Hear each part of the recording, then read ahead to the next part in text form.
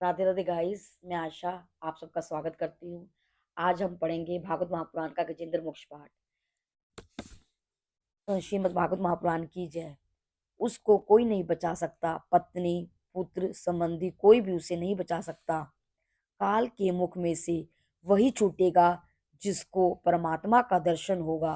काल के भी काल श्री कृष्ण के दर्शन से काल का नाश होगा। काल मगर के मुख में से तो श्री हरि का सुदर्शन चक्र ही छुड़ा सकता है। मगर के मुख में से छूटने के लिए हाथी ने बहुत प्रयत्न किए, परंतु कोई प्रयत्न काम न आया। हथनियां और बच्चों ने भी प्रयत्न किए, परंतु कुछ काम न आया। जब काल पकड़ता है तो कोई भी काम नहीं आता। एक महीना इसी प्रकार दोनों के बीच युद्ध चलता रहा, मगर हाथी को गहरे पानी में खींचता चला जा रहा है। अतः अब हाथी मर जाएगा ऐसा सोचकर हथनियां तो उसका त्याग करके चली गई। मनुष्य के जन्म से पहले उसका कोई संबंधी नहीं था, वो मरने के बाद कोई कोई होगा। फिर भी जन्म और मरण दोनों के बीच में जो समय है, उस समय में उसे एक दूसरे के बिना चैन नहीं आता। परंतु अंत काल में कोई भी काम नहीं आता। मनुष्य को ऐसी इच्छा रखनी चाहिए कि मेरी ऐसी हालत हो कि मुझे प्रभु के बिना चैन ना आए। गजेंद्र अब मर जाएगा ऐसा सोचकर सब उसको छोड़कर चले गए। गजेंद्र अकेला ही रह गया। मनुष्य भी जब अकेला हो जाता है तब जाकर ज्ञान जागृत होता है। अकेला अर्थात जब जेब में पैसा भी ना हो तब ज्ञान जागृत होता है और वह ईश्वर की शरण में आता है। निर्बल का बल राम है। द्रौपदी ने जब तक साड़ी का आंचल पकड़ रखा तब तक श्री कृष्ण नहीं आए। ईश्वर संपूर्ण प्रेम चाहते हैं। जीव ईश्वर को थोड़ा प्रेम देता है, अतः ईश्वर ईश्वर मदद नहीं करते। गजेंद्र निराधार हो गया। उसको यकीन हो गया कि अब मेरा कोई नहीं है। जीव जब दुख से व्याकुल होता है तब परमात्मा को आवाज देता है। हर रोज गजेंद्र मोक्ष का पाठ करना जरूरी है। बुढ़ा जब बीमार पड़ेगा और अधिक दिन बीमार रहेगा तो सब ऐसी इच्छा करेंगे अब यह बुढ़ा मर जाए तो अच्छा हो। बेटा छुट्टी लेकर आया हो और बुढ़े की बीमारी बढ़ती जाए तो वह कहेगा मैं जा रहा हूँ, मेरी छुट्टी खत्म हुई है, बुढ़े को कुछ हो जाए तो खबर देना।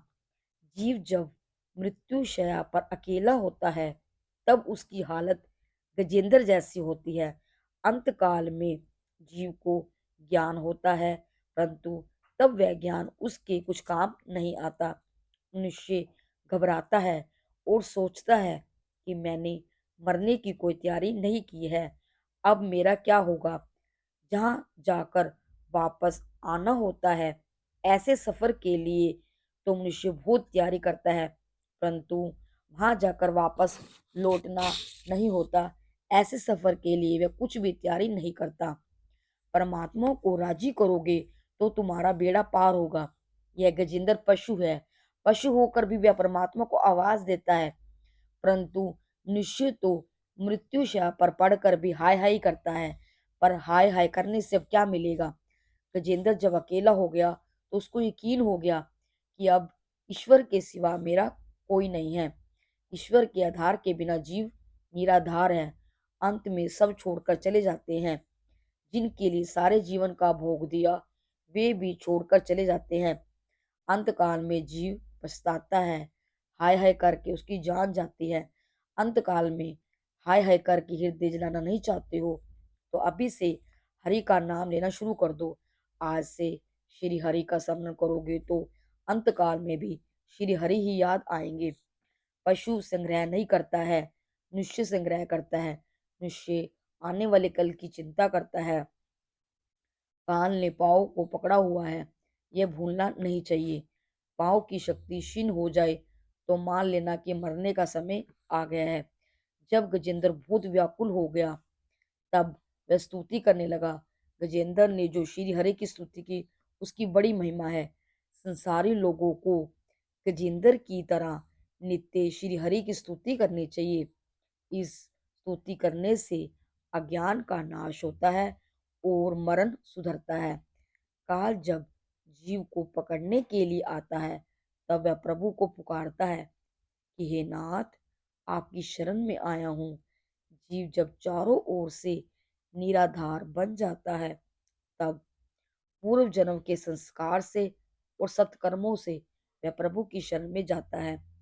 गजेंद्र स्तुति करता है, भिन्न भिन्न रूपों में नाटक करने वाले अभिनेता के वास्तविक स्वरूप को जिस प्रकार साधारण दर्शक नहीं जान सकता, उसी प्रकार सत प्रधान देवता या ऋषि भी तुम्हारे स्वरूप को नहीं जान सके, तो फिर साधारण लोग तो तुमको पहचान ही कैसे सकेंगे, या तुम्हारे स्वरूप का वर्णन कैसे कर सकेंगे।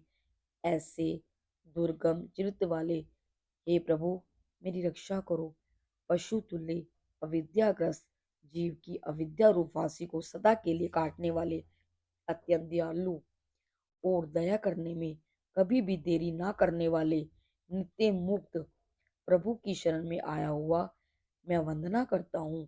अपने अंश से सर्वजीवों के मन में तुम अंतर्यामी रूप से प्रकट हो रहे हो, सबके नियंता और अनंत, ऐसी मैं आपकी वंदना करता हूँ। मैं पशु हूँ, मैं पशु हूँ, काल के पाश में फंसा हुआ हूँ। जरा विचार करो, जीव मात्र पशु है, सब काल के मुख में फंसे हुए हैं।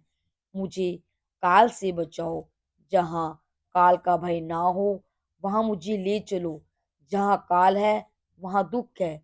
जिसके सिर पर काल है, वह सुखी नहीं है।